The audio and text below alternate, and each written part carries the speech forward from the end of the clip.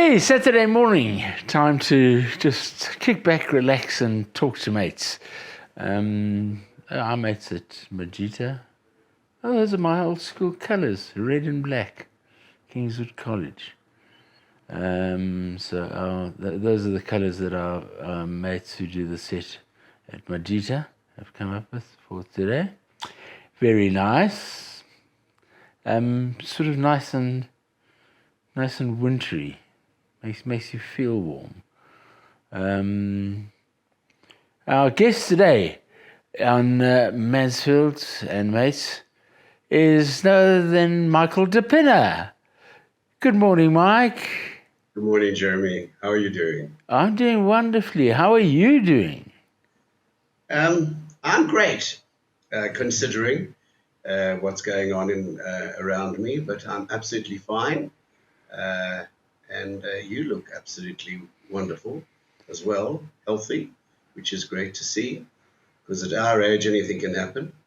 And all I can say is it's lovely to chat to you. Despite all the things around us, which we were discussing before we went to air, and there are a lot of problems that we are facing in South Africa. Negatives, such as just personal experience, no water for 3 days. I'm very fortunate. I've got a generator, so I can keep myself going with that if one can afford the diesel. And I think we have a lot of problems in South Africa now, perhaps more than ever. And hopefully, I've often wondered why you never ran for government. I think if I ran for government, they'd all probably be dead. That's meant as a joke. But you could have. And it's not easy living here. We're here, I know, to chat about Jamie Bartlett and other things, of course. Jamie and I have a similar background. Jamie was born in England, as I was. And I came here, although I'm more than 10 years older than him. He came to South Africa, I think, when he was young. And the rest kind of is history with him. He was a remarkable person in that Jamie Bartlett was probably one of the chameleons of theatre, wasn't he? I mean, you could say to him, play this role, and the next day say, play this role. And he would just slot into them. He had that chameleon type ability, but what was more remarkable about Jamie, in my opinion, is that he was able to, he got under the character so much and brought it to life. You know, he wasn't afraid. He was a theatre actor, firstly, and then became a movie actor, and obviously 10 years as in Rhythm City and in Isidingo and his famous character, David Gennaro. But he was big. He was a powerful actor, a powerful personality in every which way. And when he delivered his performances, there's only one other man in this country that reminds me of Jamie, who I have huge respect for, and that's Lionel Newton. He does the same thing. He gets under the character. And of course, you've got to be given these characters to enlarge and to bring to life. Jamie was able to do that. And he was quite scary on stage sometimes because he was so big and so large and so powerful, I think is the word to use. I don't know what you think. Well, I would add to that I think there are probably a few producers who shied away from working with Jamie purely because they knew they would have to control that huge monster that can come out of Jamie, and to do that, and I mean monster in a positive way. Yeah. To do that, you've got to have the reins to pull the horse back, and when that horse gets going, it's very difficult to pull its neck in and try and stop it, because Jamie just used to go and go and go. Yeah, I remember seeing him in Death of a Colonialist, where he played the lead role of this teacher, Harold Smith. And he was absolutely riveting because that's the kind of theatre I like. Because when you're looking at it, you are really being in a theatre. I think theatre's got quite light in certain aspects, obviously not all. And you mentioned one interesting word which has always interested me, reining the monster in a positive way. So many huge Hollywood actors and actresses, they're called actors now for some unknown reason, they've lost the singular or the plural, they were not reignable in. And, you blot your copybook once. I think in Hollywood, you get a director that doesn't like you or cannot control you, and that could be the end of you. And you've seen a lot of it with, versatile personalities. We're looking at Johnny Depp now, for example. I mean, and this whole peculiar case he's got with Amber Heard. And I can think of other characters who I would have thought Laurence Olivier wouldn't have been an easy man to rein in, because they're so powerful in their belief of what they're doing that they're hard to control. I would think you would be like that. Oh my God! I can be like that when necessary. I was just going to say that as well, actually, to be honest, because you have that streak. I think it's called unpredictable. And that is something an actor is not always born with. My mother used to say to me, "You're unpredictable." And I said, "Oh, rubbish, Ma." But I am, or I was. I don't know about now. I think as you get older, you sort of mellow a little bit until somebody lights a fire and then you go bang. That is a very interesting aspect to acting, to be able to throw the unpredictable in to a performance. And of course, if your director is with you and on your side, it makes for a happy experience. But if they're not, then it can be really uncomfortable, as you probably can imagine. I think of unpredictability in more of a comedy way, not a hard Dramatic or harsh way. Yeah, I think it works. I mean, comedy, they always say, the old actors say, comedy is the hardest thing to do. Probably is, because being funny, you got to have funny bones in you. I think you're born with it or you're not. And of course, today, the way the students go to drama colleges all over the world and learn all about, from great teachers and sometimes not such great teachers, I think it's a lot of it is to do with what you're born with and what you inherit sort of, and how you manage to put it across.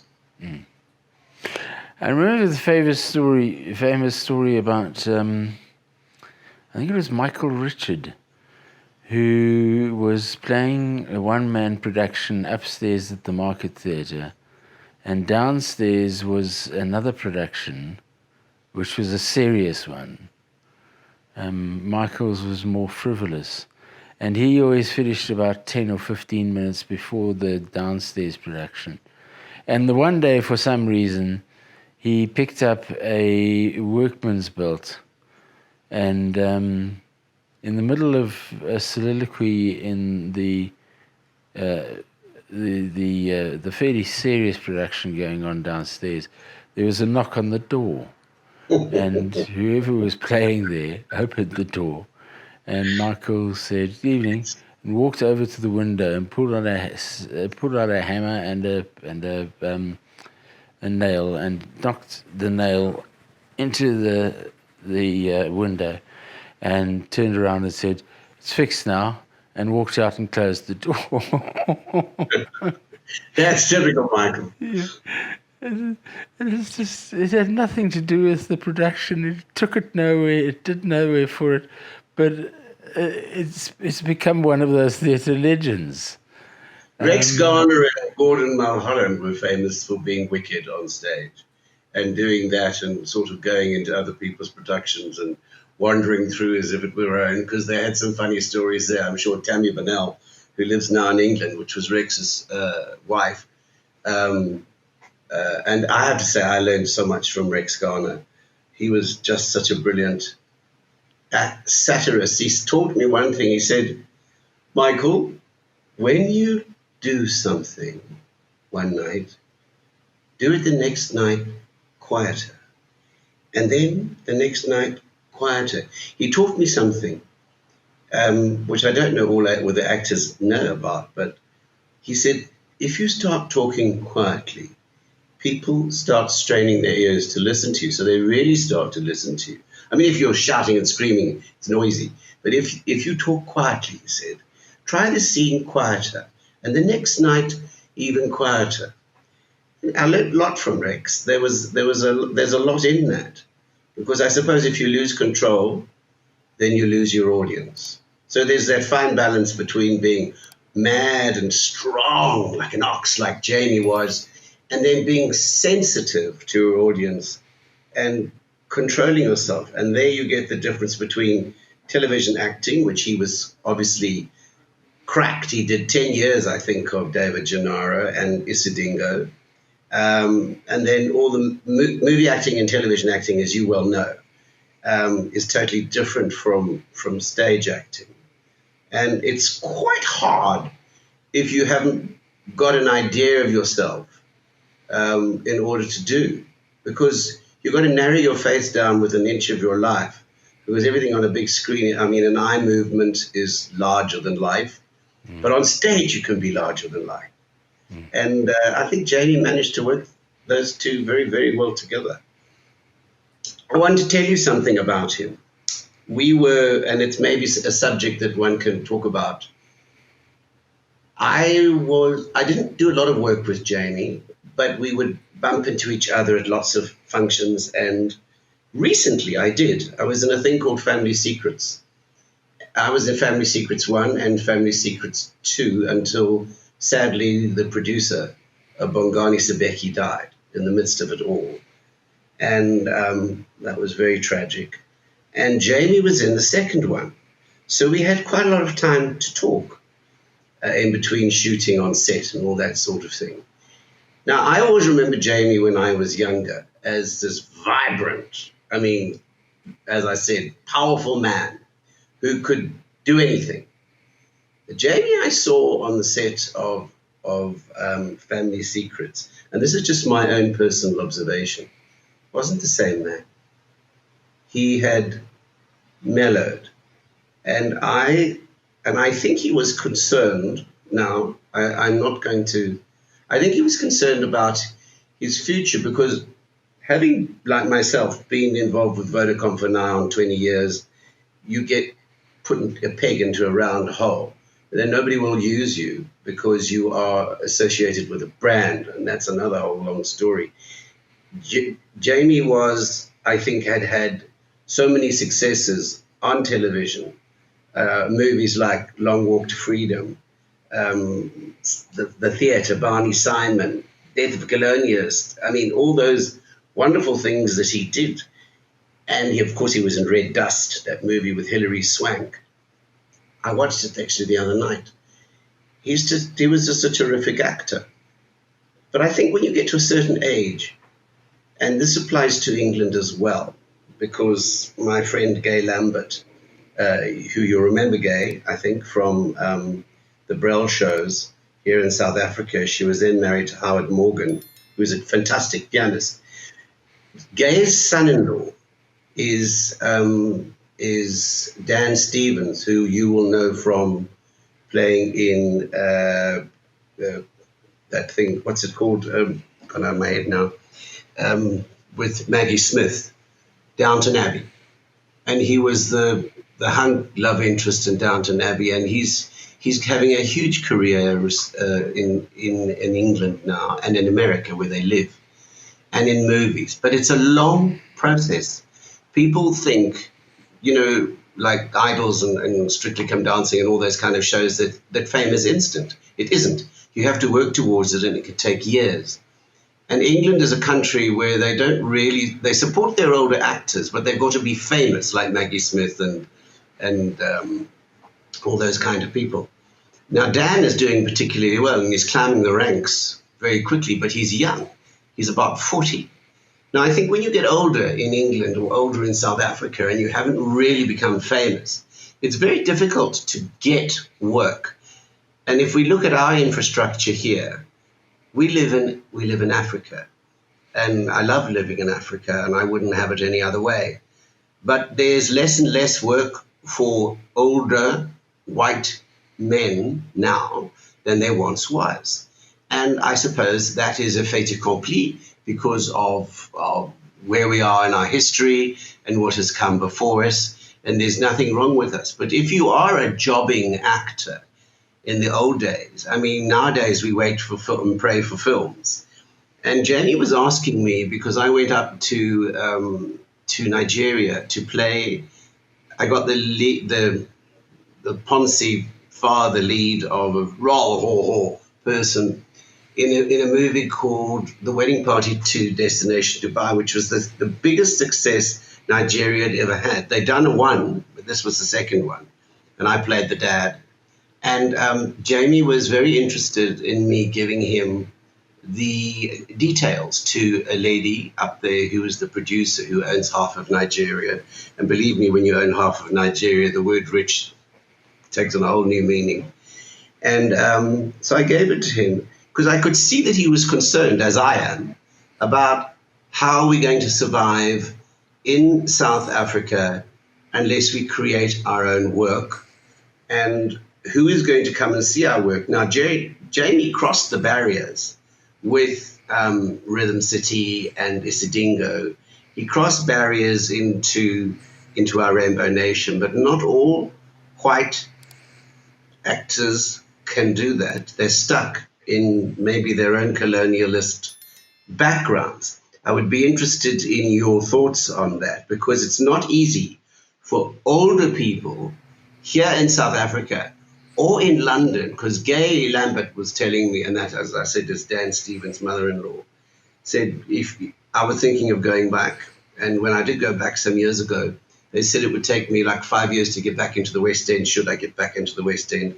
Then I was 40, and I thought, then I'll be 45, and then I'll be 50, and what happens if I don't get a big role on television? Because in England, it's all about television. And it always has been about television in England to make you famous. They want that. They won't, you might be the most brilliant actor, but you won't necessarily get the leading role because nobody talks, nobody knows you. And of course, England is built up on all sorts of regional accents.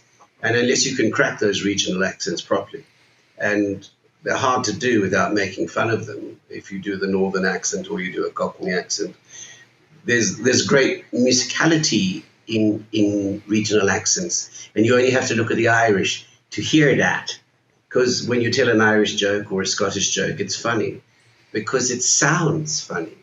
It's a bit like Jewish jokes also sound funny. I'd be interested in your opinion on that. Yeah, I would, fortunately, even though I studied for drama, I got into radio very early and then got into television. And I would be very, very wary of trying to break into television now at my age of 60. I don't think I'd have the confidence, Michael, because I think you lose a little bit of confidence in that aspect every year, where you're gaining confidence in so many other aspects, and we tend to forget about what confidence we actually have in this desperate bid to look for the confidence we feel we need to make a name in television. It's very difficult to do it on your own, and that is the problem. I think a lot of South African older actors, and young, because people are wanting to break into the business, you know, of all shapes, colors, sizes, creeds, religions, etc. And it's not easy unless there's someone to promote you. In the old days, you used to have a manager, and I always thought that was the kiss of death, because, you know, managers used to take 25% of your salary, and then the agent would take another 20%, and then the government would take another 15%, so you may as well have stayed in bed. It's just meant as a joke. But I mean, it is about earning money. And when we give of our performances here in South Africa, we are not, literally movie-wise, I'm talking now, we're not paid. We're not paid enough money. Now I looked at just interestingly up. Everybody's got their net worth on these Hollywood IMDb things, and I looked up the net worth of Jamie, which was considerable, and I don't believe that's true because I think he was, a jobbing actor. He was very, very, very popular at one stage, and then as you get older, things start to fall away.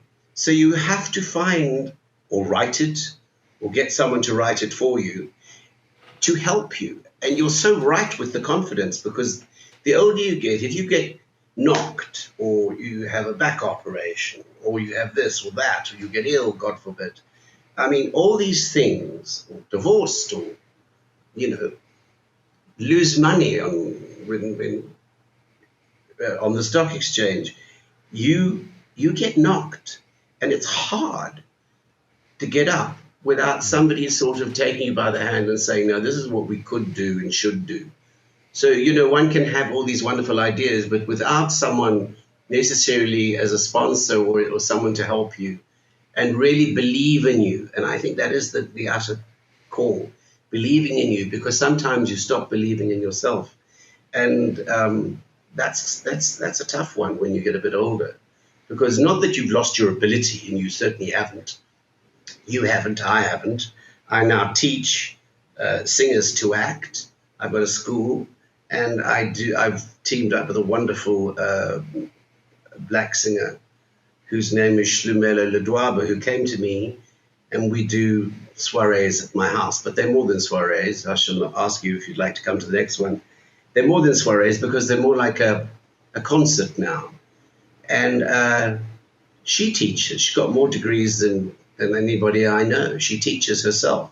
But I taught her other things. She teaches at UNISA and she teaches at WITS and she taught at AFTA music. And I mean, she's just one of the most incredible voices and performers I've ever heard. But there's the academia of show business, which, what did Rex used to say? There are those that teach, there are those that act. And that's very, very important. But so many academics are not necessarily performers. And getting back to Jamie, he was a performer. Mm. And you are too. Yeah, and I think you've got to stick to the knitting and do what you do best. I ain't no knitter. I couldn't even hold a crochet hook if I tried. Not for me. It's been wonderful talking to you. We could carry on for hours and hours and hours here, but our time is up. And as we both said in the beginning, you're looking well. You're looking healthy. You're looking happy. You're looking happy. That's the main thing. I'm okay. I would like to knock off 10 or 15 years, but that ain't going to happen. No. So I must just grin and bear it, and take what life throws at you. Yeah. And do your best. And ending off with, Jamie had a partner, Rosa, who I never knew. I knew Camilla Waldman, his first wife, and I'd not met his son Hector. You may have. But I wanted to offer my condolences to the family on his passing because he certainly went far too soon. And but if you are going to, as my late friend Yvonne said to me, hop the twig or fall off your perch, the best way to do it is go to sleep and not wake up. Yeah, true. Absolutely. Michael de Pina, actor, everything actually, because he has been so much to all of us through, in so many ways in our lives. Michael de Pina has touched us and either made us laugh or cry in a certain way. Thank you very much for joining us on Mansfield Today. That's it for today. We'll be back tomorrow on Sunday with the gaming show. So if you're one of those people who sits in front of a TV going bzz, bzz, bzz, diddle-dum, dum, dum, dum, bzz, diddle-dum, then this is for you. Cherry pie.